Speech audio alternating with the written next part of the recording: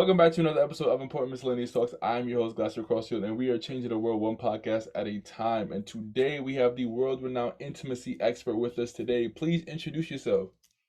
Well, Glassford Crossfield, I love your name. It's so regal. Your mother did a good job. I'm Susan Bratton. My title is Intimacy Expert to Millions. And for the last 2 decades, I've been writing and publishing passionate lovemaking techniques and bedroom communication skills and teaching people the fine art of ageless sexuality.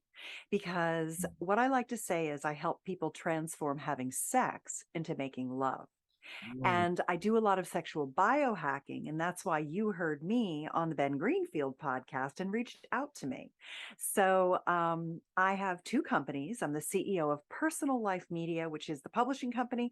And I'm the CEO of a company called The 20, which makes sexual vitality supplements called Flow and Desire. So I know a lot about aphrodisiacs and libido botanicals and basically what it takes to feel turned on, because a turned on person lives a turned on life, and a turned on person has a passion for life that I think people who don't explore their sexuality and enjoy their sexuality, they're leaving a big part of their potential on the table. What are the names of your books? I have 40, I've published 44 books and programs. My goodness. So I've been busy. I see. So let's see, Glassford. Sexual soulmates, the 6 essentials for connected sex, ravish him, um, the seduction trilogy, expand her orgasm tonight, female liquid orgasm, revive her drive. Um, let's see, so many more. It's hard to remember them all. The passion patch. Is that enough, or should I try and keep No, going? those are great. Those are great. I got sexual soulmates. Yeah, sexual soulmates. Expand her orgasm tonight. Yeah, that's a good one. I'm obviously looking for the books that I would relate to. So Yeah. the woman orgasm ones, I'll definitely Keep Her Coming. Keep Her Coming is a good one. You'd like that. That's basically teaches men about women's orgasmic potential and how they orgasm and how to get them to orgasm really well and how to get them to confidently know that they can be orgasmic. What to do when they struggle with things like feeling like it's too much, they got worn out, they're one and done, all kinds of things. That's a really good one. I'll make sure I give you a copy of that. oh my goodness. Please, Susan, you're far too generous. Oh no, anything you want, of course, Glassford. You're welcome to. Thank you. Now let's keep her coming. That's CUMM. It's just COMING. Keep KEEPHERCOMING.com. I Phenomenal. own some great URLs. Now, what is sexual biohacking? Sexual biohacking is essentially the idea that you can reverse the aging process. You know how when you're in your 20s, you have a really good heart on and everything works really well.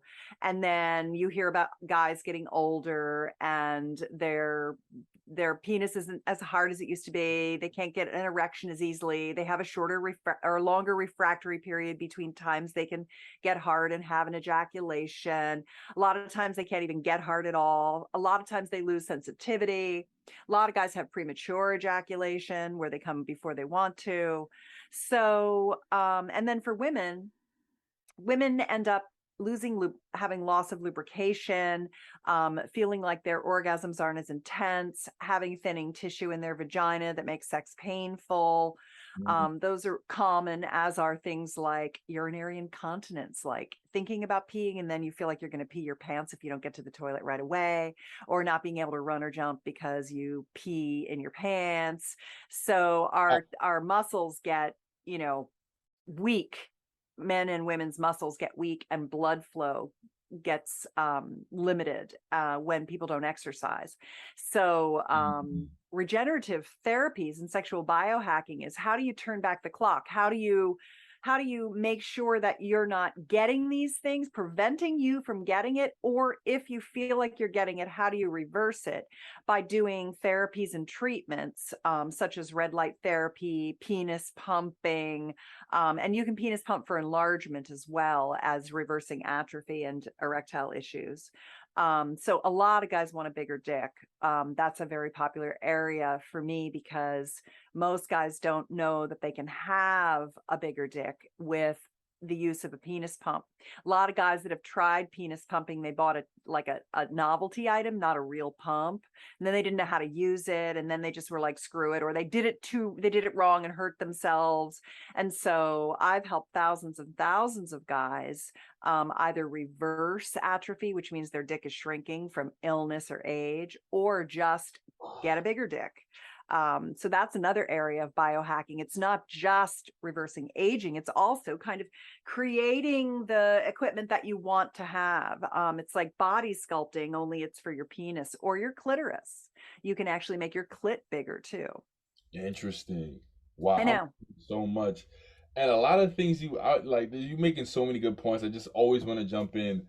And a lot of the things that you mentioned, like I really do fear. I tell my friends all the time, my biggest fear is like erectile dysfunction, man. Yeah. So, but then I meet some 70-year-old men who Yeah. are still pretty active in the sex game. Like they're pretty, and then I meet Oh, yeah. others who aren't. So, what are some of the biggest differences between the two? Honestly, I think it's mindset more than anything. Mm. It's weird. I had a friend who was approaching 65, and he just had this thing in his mind where he was like a very sexually active person with a really hot girlfriend. And there was like this thing in his mind that when he was 65, he was going to go on Medicare and he was going to be old. And he got old. Like Mm. it was just like almost he created it himself. And she broke Mm. up with him. And I asked her why she broke up with him. And she said, because he turned into an old man and he didn't bring it in the bedroom anymore. And my relationship with him was based on how hard our sex was. That was our primary thing that we had together, was super hot sex. And it just got less and less hot as he receded into his old manness. And yet I have another girlfriend who has a boyfriend who just turned 65, and he's super active. He's very athletic. He's up for anything. He's like great in bed. He brings it. He loves it. They have a super hot sex life. And there's just two guys who have a different mindset. So there's a combination of fighting aging and representing and standing for youthful energy at every age. And part of that comes from working out. You have to keep your body in shape. And part of it comes from nutrition. You have to eat leafy green vegetables, beetroot, things that give you good blood flow. You can't eat crap and expect your machine to run. But part of it is that just like, who do you want to be at what age?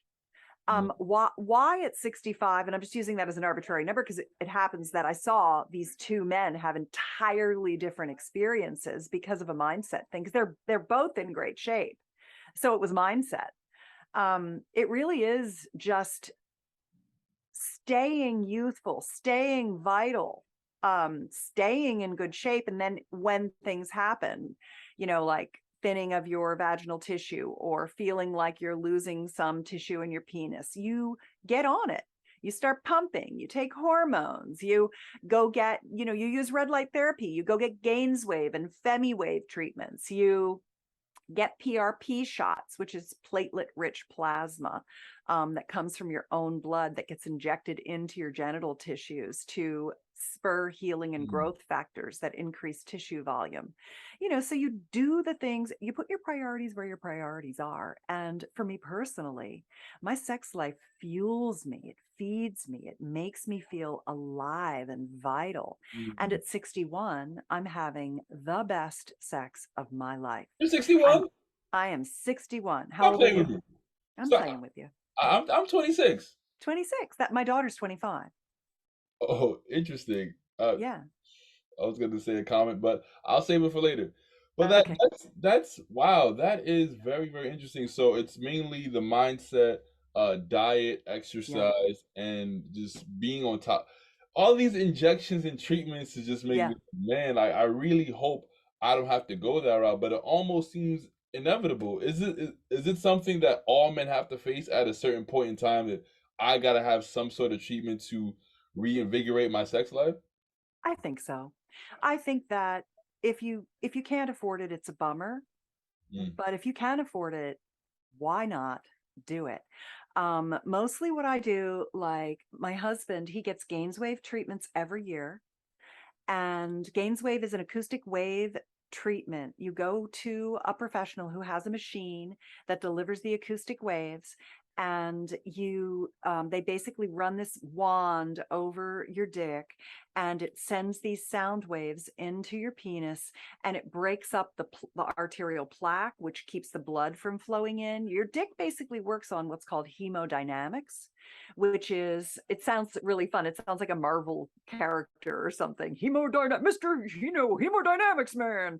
But it's really the energy of your blood flow. The hemo is heme is blood. Hemodynamics is, can you get a lot of blood flow into your penis? Because the way the penis works, you get the blood flow in, and it has to get enough blood flow, and it pushes against the veins and arteries in there, and it locks off and holds the blood in, so your erection is firm. And when you can't get that volume of blood in anymore, you can't maintain a hard erection. And so what Gainswave does is it knocks the plaque off the penile arteries off the blood supply system. And then it also stimulates new tissue growth so that it reconstitutes all that meat inside your penis. Penis pumps add to that. When you pump and use Gainswave, if you can't afford Gainswave, just use a pump. Penis pumps draw blood through vacuum pressure, draw blood into the penis, increasing the carrying capacity of blood in your penis. mm, So you can keep your dick really nice and hard your whole life if you do those things. So my husband pumps probably once a week for maintenance, and he gets Gainswaves every year. And he's had a few P shots, the PRP shots, in his penis as well, because that's like an accelerator. When you do the Gainswave and then you add in the healing factors from your own blood, it actually makes the Gainswave work even better. It's like a turbocharger. So, and some guys are even using stem cells, mm. injecting stem cells into their penis, and women are injecting stem cells into their vulva. People are also doing this in their hair. They're doing this on their faces, so they're regenerating skin and hair and things like that, because nobody wants to go bald and get wrinkled either. Right. So, how does a correct penis pump work? And also, would you recommend, because I hear oftentimes that it wouldn't be smart for younger men to partake in some of these things. Oh So no, you can do it. would you recommend a younger man do it? And not to say that I'm one of those younger men, I'm just asking for the audience. Yeah. Would you recommend younger men using it? Yeah, I'd say anytime you're older than 20, I would kind of put the cutoff at 20. You want to be rather fully formed, even though even at 20 you don't have a fully formed prefrontal cortex. You're not very good at your executive function thinking yet. Your body is in pretty malleable plastic state, which is great. And there are young men in their 20s who are born not very well endowed, Mm, and they'd like to correct it. And maybe they're 4 inches long or 5 inches long, and they want to be 6 inches long or 7 inches long. And the pump that I recommend is called the Whopper. And the reason it's called the Whopper is that it's for penis enlargement. And the other reason that I like it is that it's a dual chamber system, where basically you get this metal hand pump and you have two different size cylinders. And one of the cylinders, the first one, when you're pumping, you have a pumping routine where you never pump every day. You pump every other day or a couple of times a week. You need to rest between pumping sessions. And you don't want to over pump, because you don't want to stretch the skin on the penis too fast or too soon. It can create bruising and other damage. And so, one of the most important things, especially for young men who are raging with testosterone, is to make sure they understand that they'll actually get further faster by going slower. And that's a Mm. very hard concept for a young testosterone dominant man to understand. So I'm constantly yelling at young men. I'm like the little grandma. Don't overpump your dick too much. I'm going to find out when you send me the picture of the bruise and you're like, how come this happened? It's because you pumped too much, you know? Yeah, I could imagine, especially like the average 24-year-old, like, oh wow, this is 2 extra free inches. Let me get started. Let me let me get going. So the Exactly. Whopper, is that sold commercially or like you Yeah. have to get through a Yeah, it is. doctor? Yeah, you can get it at pumpswork.com. And I wrote a book called The Pump Guide. It's at pumpingguide.com. And what's great about following the protocols in that is that the Whopper with this two-cylinder system, it works for length and girth. Because most guys, there's a few guys that feel like they're long enough. They just want to get fatter, wider. There's some guys there. I've seen so many dick pics, Glassford. And there are some guys with like skinny little dicks, long, skinny little dicks. And then there's guys with like super fat, short, stubby ones. You know, they're like, it's just like all over the map. Dicks are all over the map. And you can really create the look that you want with pumping, which is so cool. Some guys have, this is a really common thing. A lot of guys are very weak in the base. It's thin at the base and thicker at the end. And that's where I'm like, dude, you should definitely pump, because the very first thing that pumping does is it thickens up the base of your penis. And when you are having sex, you want to be careful, because a lot of guys get damaged having sex that gets a little too rough, or she gets on it the wrong way, or whatever. She's not so good at cowgirl yet, and she screwed up practicing on your dick and broke it, and that happens. And so the thing that you want to do is you want to have a really nice thick shaft at the base so that it's very solid. And then the pump, the two-cylinder pump, what it does is it pumps for length, and the other cylinder pumps even more for girth. So you can kind of get it to go longer, and you can get it to be thicker. And that's a really nice system. So the whole protocol and what to do and how it works and what vacuum to use and which pump to do and how to trap the blood in at the end and why you don't need it to be erect and when to give yourself a massage and, you know, all that stuff. What lube to use, how to clean the pump, what supplements to take to accelerate your success. You want it really long, use a penile extender. There's one called Deep that I really like. It's medical grade without the medical price. You want to stimulate recovery, use photobiomodulation, the red light sleeve wrapped around your pump. That's called Stimulate. I mean, there's just like, Man, it's just like it's just like working out. You know, when you go to the gym, you have easy. to learn like how to lift, what to do, how to superset, when's your leg day, when's your arm day, all, you know, a wide variety of core, your plyo, whatever, you know, you're learning all these things. Pumping your dick is not that hard, but there's definitely things to learn to do it right, so that you do it for maximum results in minimum time with zero injury is basically the deal. And you said you can get it on pumpswork.com, Yeah, pumpswork.com. and your guide is on pumpingguide.com. Pumpingguide.com. Yeah, it's a downloadable book. Over 30,000 copies have been downloaded. I have helped thousands and thousands and thousands of men get a better dick. You know, it's funny. I like doing it. I mean, and women too. I like helping people with their genitals to feel really proud of themselves and to feel like, you know, they get all the pleasure they deserve and they feel confident. And so few people address it. And I don't know. I enjoy doing it. I enjoy helping people with that. Yeah, I definitely see that you come with a certain kind of energy, so that's good to see. It looks like you at least know what you're talking about to be this energized. So, how about how many inches can the average man add? Um, how long does it take to see results, and how much does it cost? Okay. The pump costs less than 200. Um, the time, there's kind of like these two time frames.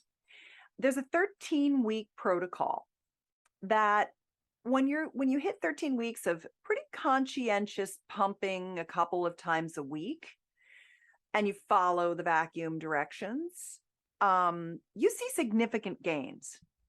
And then there's this time when if you keep going, you hit about 10 months, somewhere in that 10-month period of consistent effect, like going to the gym twice a week, you really begin to see a, a, a considerable amount of growth. And it's usually around 20% more than you started with.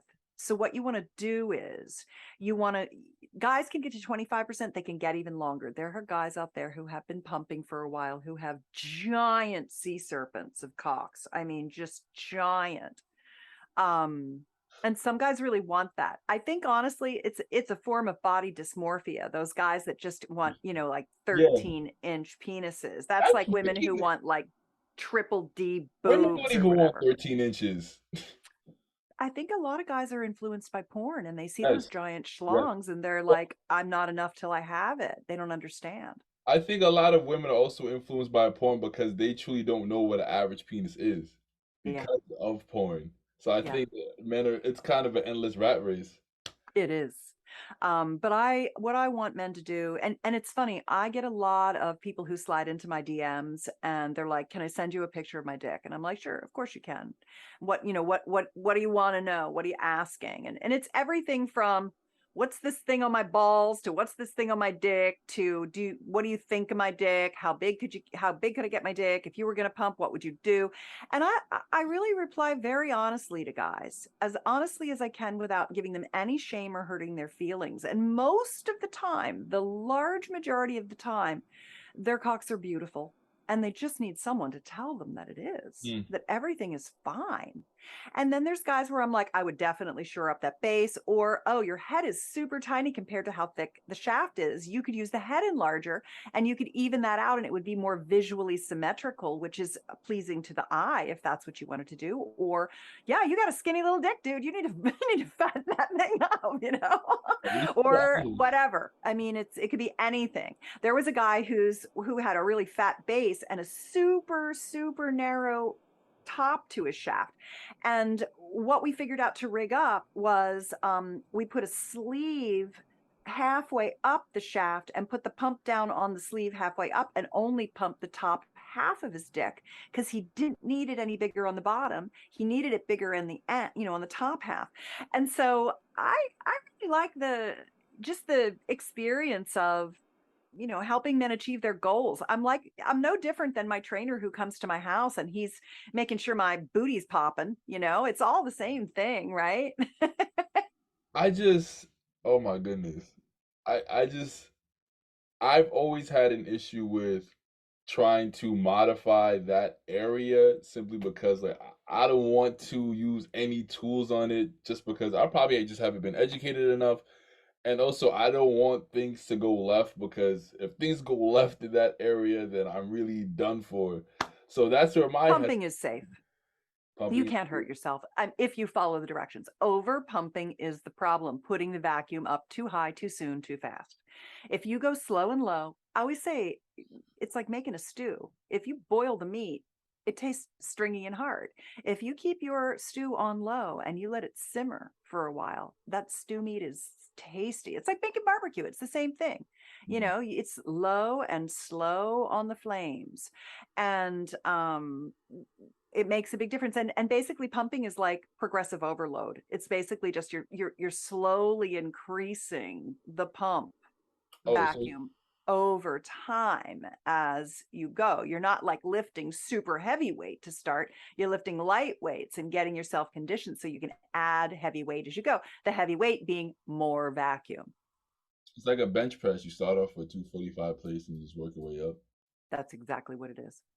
Got you. Wow. Bodybuilders love penis pumping because they've got this jacked body and then they've got their dick and they're like, how do I make my dick look as good as my jacked body? And I'm like, here you go, pumpswork.com. And they're like, damn, that makes total sense to me.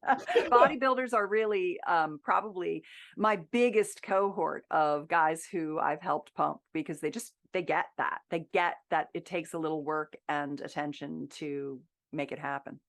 That's interesting. I did not know like that many men were insecure about their sizes, and that many like it's the penis pump industry was that large as The well. penis pump industry is not that large, but it's been around. Like the company that I work with that makes the Whopper, they're 30 years old.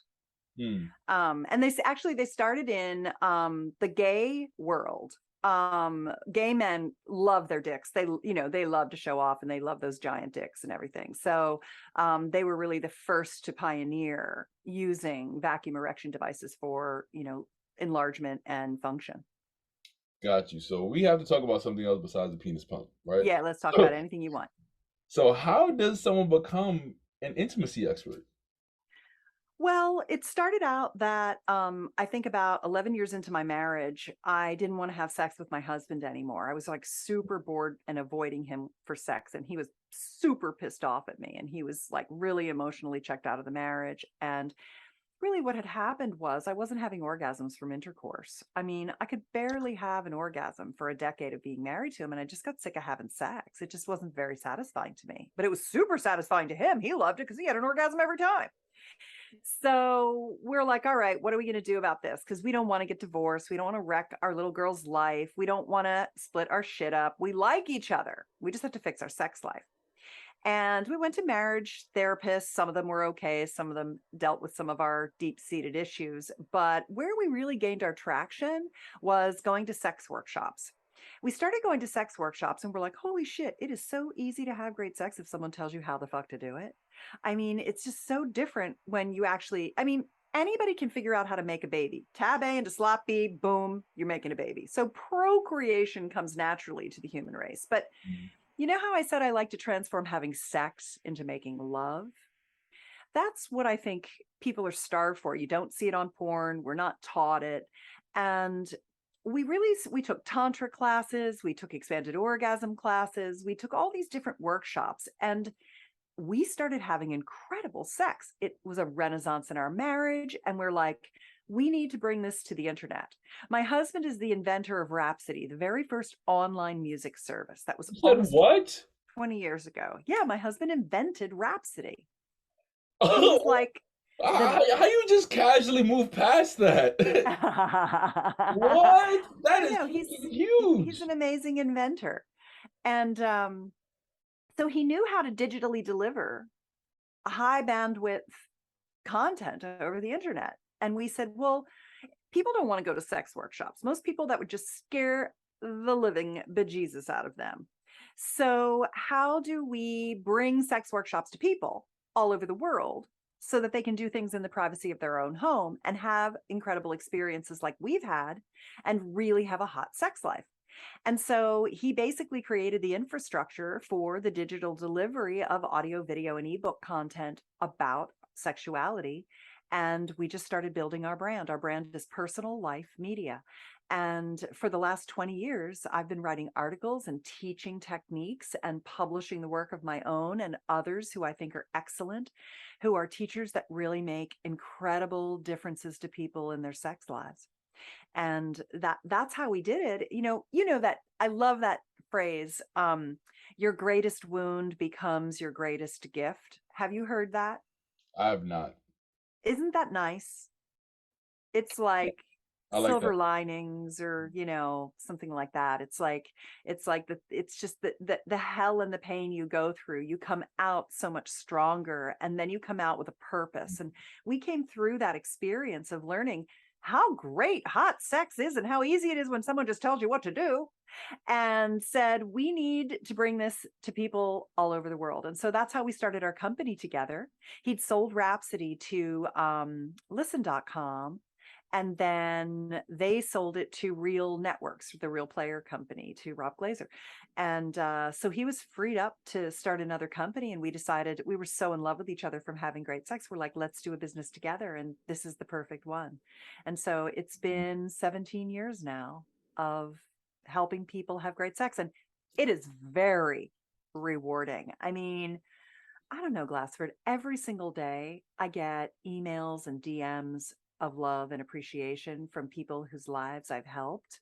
And I mean, I just couldn't, honestly, I couldn't be happier. And I never get sick of talking about sex. I never get sick of learning about it. I'm constantly inventing new things.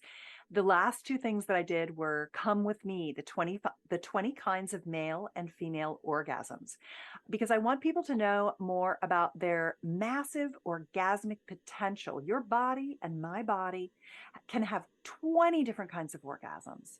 And I just love to teach people how to have every single one of them. That's on my website at personallifemedia.com. If you just go to my website, then you type in the search box, Come With Me, it'll take you to all 21. It'll take you to an index with all 21 articles. They're free and you can read them and you can be like, that's the one I want to have next. I think it's good to always be learning something new, which is why I put together my next thing, which was the Sex Life Bucket List, which is basically 48 different things you can do together or solo that you can learn sexually, and how to rank order it to see what are the things you want to learn next. And if you're with a partner, what are the things they want to learn or the experiences they want to have next? And then you kind of merge your two lists into one, and then you get busy trying new things. And then your new relationship energy stays high, and your intimacy expands, and your pleasure and satisfaction improve with each other. And you just have a great sex life. So that's at sexlifebucketlist.com. I'm sorry I keep fidgeting, but it's just like an overdose of wealth of information that I'm trying to take in and process all at the same time. So you mentioned your marriage, which I think is a great story because a lot of people would end up giving up in those situations. And I made an oath to myself that hey, if I'm in a sexless marriage, I gotta go. And a lot of people would have left in those situations. And you also mentioned how just telling your partner what to do can, help excel the bedroom tremendously. And that's Yeah, my thing. I think I always ask, like I always ask what a woman is into, and I think that yeah. helps me a lot as well. Well, if I were you, you said you're 26, right? Yes. A couple of the things that I might recommend you put your attention on and work on would be learning how to give a really good yoni massage, which is basically massaging a woman's genitals with your hands. I think that guys go right to like squeeze. I always say that the typical sex is squeeze her boob and stick it in, or squeeze her boob, give her a little oral, and then stick it in. And the yoni massage piece of it, um, like literally the best advice that I can get that I give people is that a woman has as much erectile tissue inside her vulva, which is, her entire genital system, as a man does inside his penis. Mm, And people tend to not give her the time to get a full vulva erection. mm, And the more that you massage a pussy and you love it and you need it and play with it, the more time it has to get turned on and really responsive. mm, And your mm, hands are literally the most articulate part of your body. So mm. the better you get with your hands on a Facts. yoni, right? And you have beautiful hands. Oh, thank you. I've been talking to be a hand model. Oh, wow. Yeah, Well, there you go. Yes, you've got hands made for yoni massage. please. And you mentioned how because like you mentioned, like men they can kind of go quickly to Yeah, try to escalate things. exactly. So men, we it doesn't take as much for us to get aroused. Like we're pretty Right. ready to go. So, but a You're ready to woman, go. you have to take your time with her. Yeah, exactly. How is a proper yoni massage done? Well, it's a lot to get into here, but I can just give you some free videos for your viewers at betterlover.com. If you type in yoni massage, I have a series of videos that give you all kinds of I tell you exactly what to touch where and how to approach it and how to set her at ease and what kind of Yeah. oil to use and all that. So better to just watch my yoni massage videos since they're totally free and super sexy and they'll get you turned on. Yoni, Yoni. Yeah, yoni. That's a tantric lovemaking word for her vagina or vulva. And lingam is the tantric lovemaking word for penis. And tantric lovemaking is like a slow, conscious, sensual, spiritual, sexual connection. It's kind of the opposite of porn. It's like very slow and erotic and pleasurable, and you bring your heart, you look each other in the eyes, you're communicative, you're holding your hearts for each other. It's a very loving, sensual kind of lovemaking. Tantra, Tantra or Tantric, Tantric. It's a category of sex, if you will, a category of learning. Gotcha. I've heard of that before. Yeah. So you in your career field, uh, how many kids do you have? Just one daughter, Taylor. She's 25. Just one daughter. Does Yeah. does she ever or does I know like you and your husband started this journey together, but Yeah. like you mentioned, you've seen a few penises in your day now.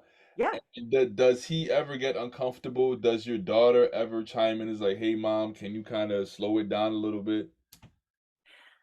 You know, we now that she's 25, she's quite used to us. And we just kind of slowly, when she was young, we didn't really talk about sex in front of her very much at all, except for when I was having conversations with her about sexuality to educate her. And I did that very slowly, and I just dripped things in all the time, a little here, a little there kind of thing. But she's very used to us. She loves that we live our life according to who we are and the gifts that we give and the people that we help. And she knows how beloved my husband and I are, because people know Sir Tim too. He's a prince, and he's kind of the behind the scenes guy, but our customers know that we run the business together. And so she knows how beloved we are, and she knows how much we help people. So she's not weird about what we do at all. But it is funny because there's every once in a while something will be like, oh God. Um, Last night she just got home. She was rock climbing in Mallorca with a bunch of Slovenian international rock climbing champions, and then she went to Oktoberfest in Munich to have too much beer with some of her friends, her rock climbing friends there, and then she came home, and home is San Diego. And we picked her up at the airport. We went out to dinner, and we were with one of our best friends, and he's my husband's best friend. And he brought him a calendar that he made of me. I have this offer called stringbikiniparty.com, where I wish I had one right here, but I don't have one. I give away a little blue string bikini, and guys buy that string bikini, they pay the shipping, I give them the bikini for free, and they get a couple of ebooks from me. They get a book about how to give her the bikini based on her sexual archetype. These archetypes were created by Dr. Helen Fisher. She's a sexual anthropologist who teamed up with Match.com, combed through a bunch of data sets, and came up with these basic types of erotic profiles that people have. And so, how to give your woman this string bikinis in the right way for her personality type, her sexual personality type, and then how to take a picture of her in it that she'll actually like. Because what I have found is that generally men love women to wear sexy lingerie and sexy outfits, but a lot of women are resistant to it because they have body image issues and things like that. And so one of the things that I like to do is I really like to pose a lot in sexy outfits and things, because I want women to know that even it's in your 60s, you can be a beautiful, sexy woman. And so I have this string bikini party thing where I give this bikini away, and on the website it has a bunch of pictures of me in this blue string bikini. And so my husband loves those pictures, and he made it into a calendar that we sell on my OnlyFans. And he brought it for his friend. He was like, "Oh, hey, here's the calendar I made of Susan and all her string bikini photos." And my daughter is like, "Oh God, Dad, did you have to do that in the restaurant?" Wow. So every once in a while we push the limit a little too much, but she loves us and she loves who we are, and I'm sure she wouldn't trade us for any uptight parents in the world, because she's so self-expressed, because we're so self-expressed. Interesting. You guys need a reality show. No way. What is, how would you define libido? And also, how is the amount of libido that someone has calculated? Yeah. There's no finite calculation for libido, like a score of any kind, but there is that feeling in your body that you can know. You can know when you feel horny, and you can know when you feel flat. And libido is basically, how, if do you feel horny, do you want sex? And it's very body based, and it's the other side of the same coin as your overall health. So if you're healthy, you're horny. If you're not horny, you're not healthy. And it could be mental and physical, or one or the other. And like, you want to be horny, but you're not, or you're horny, but you don't want to be, like there's also those conflictions. Mm. And then libido, so that's libido. Libido is that body-based desire. And the way that you get hornier is you get your gut microbiome in good shape. You really have to be like pooping really well. So you're making neurotransmitters. So you've got a good gut. So you're making your hormones. So you feel good. You've got a good immune system. You don't have a lot of chronic inflammation. You've got to eat well. You've got to eat leafy green vegetables, beetroot, the things that turn into nitric oxide. So you get good blood flow to your pelvic bowl. And you've got to keep your body moving. You've got to have good cardiovascular conditioning using high intensity intervals training, strength training. These build your testosterone, and they build your blood carrying capacity in your vascular system, and they keep the plaque down, and they keep your tissues oxygenated. So those are really the libido pieces of it. And then desire is how you feel about yourself and how you feel about a partner. And then arousal is what we were talking about in the beginning, which is like, how do you turn your lover on? How do you slowly turn the heat up? You don't want to put it on high and burn her out. You want to slowly turn up the heat, because women need that time to feel safe, get connected, and then start to get turned on. Turn on, arousal begins in relaxation. It's very, very hard, except in cases of like excitement and danger, new relationship energy, built up, pent up desire that you've had. Other than that, you really need a lot of relaxation and connection to get to maximum arousal. Good stuff. You asked me a lot of questions. What? Yeah, I got a whole page here. What would you do, or what would you recommend someone do if they're in a relationship where someone has a high sex drive and someone has a low sex drive? Because I think that Well, could be a big yeah. issue. Oh, it's a huge issue. It's an issue of massive upset. I would say basically, first thing that I would Think? do is, I'm drinking my electrolytes. How about you? That was just water. um, First thing that I would do is I would figure out, is it a health issue? Is it a desire issue? Or is it that they just haven't been enjoying having sex with you? Maybe you've been driving them too hard, begging for sex, forcing sex on them, guilting them into sex, what have you. Not loving them and hugging them except when you're trying to get sex, all those kinds of things. Not getting into your partner's world and understanding what they need to get turned on.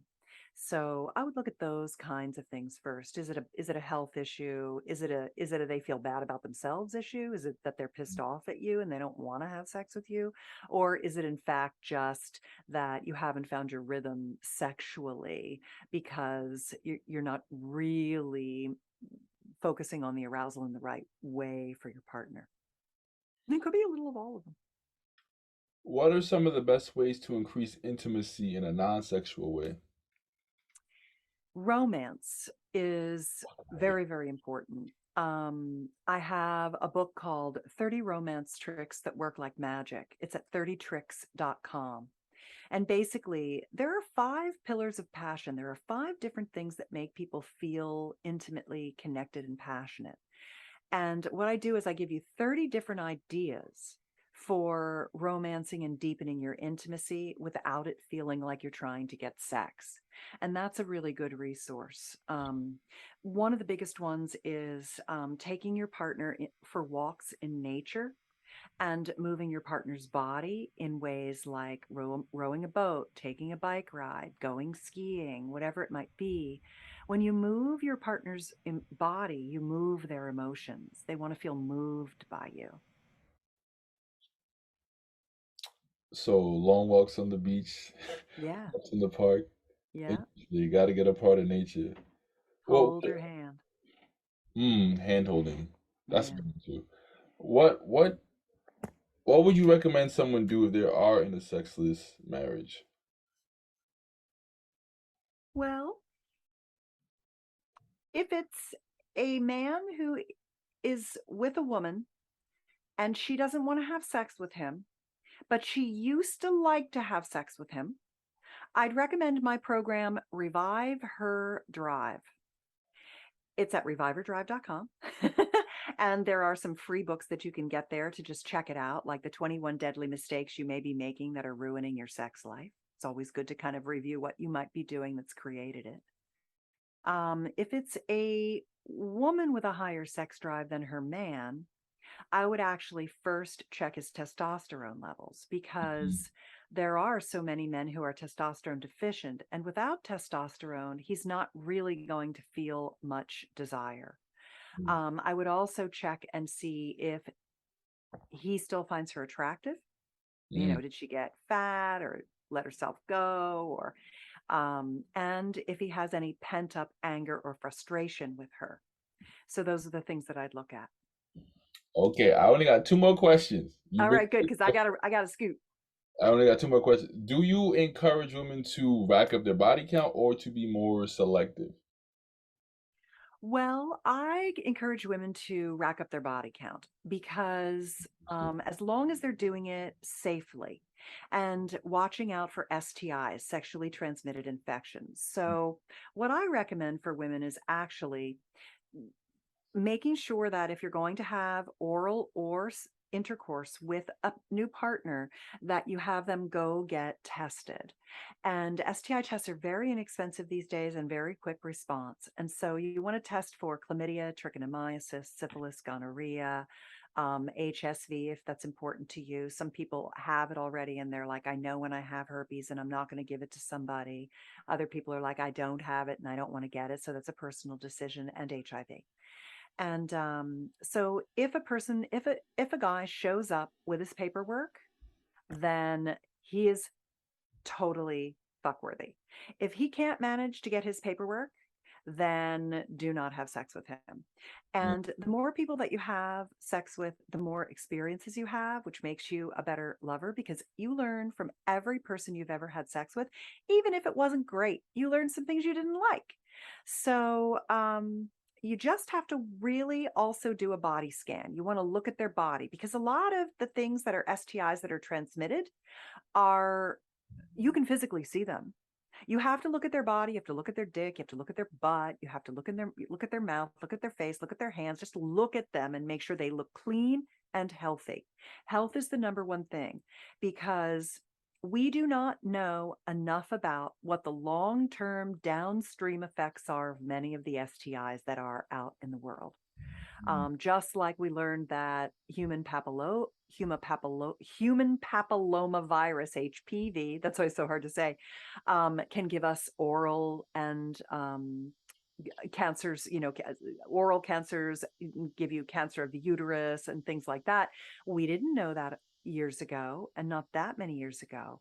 And so it's always really important. I say, fuck around, but don't find out, right? Make sure you're safe.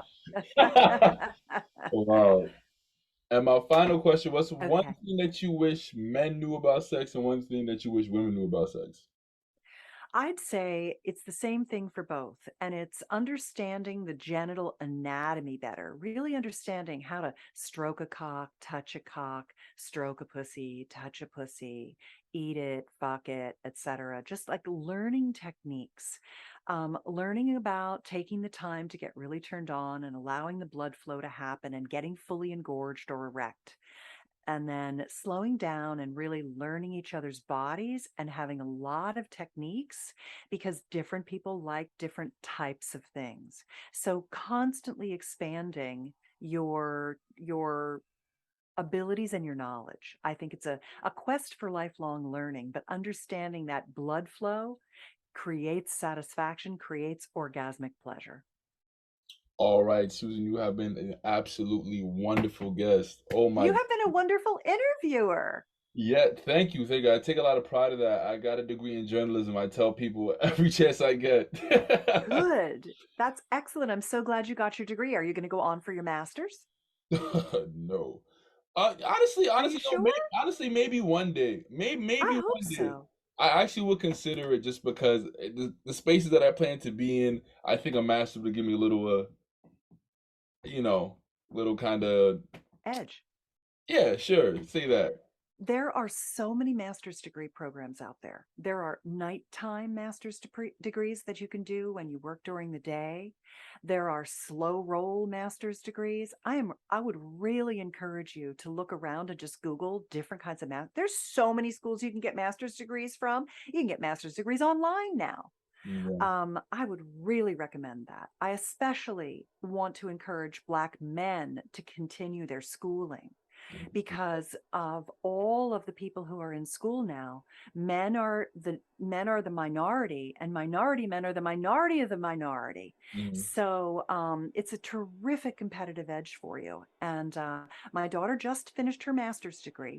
The reason she was in Europe is she went to a French school, and she actually bought a van, and her boyfriend came with her. He got his master's degree in artificial intelligence from Northwestern University over Zoom, and she got hers in marine science. She's now a master's of marine science from a Okay. French school, and they surfed all over Europe while they went to school. It was Wow. an incredible experience, and he worked remotely too. So, and she worked remotely too. She works for a non-government organization that helps um, coastal communities protect their coral reefs. So they Oh, wow. worked and went to school and lived in a van and surfed while they got their masters. And you are of the age where you have the ability to do all that and more. You're in the real prime of your life and your learning. So I really want to encourage you to consider it and just Google around and see what's interesting to you. Got it. Make sure you go follow her and read all of those books. And Lord knows I gotta catch up. I'll get you an account so that we can get everything in there for you. And if your fans want to follow me on Instagram, I'm at Susan Bratton. I'm on OnlyFans at Susan Bratton. And yeah, I'm sure you'll put the links in for the rest of the stuff we mentioned. Thank you so much for having me and asking great questions. And I look forward to watching your success as you move through life. Thank you so much.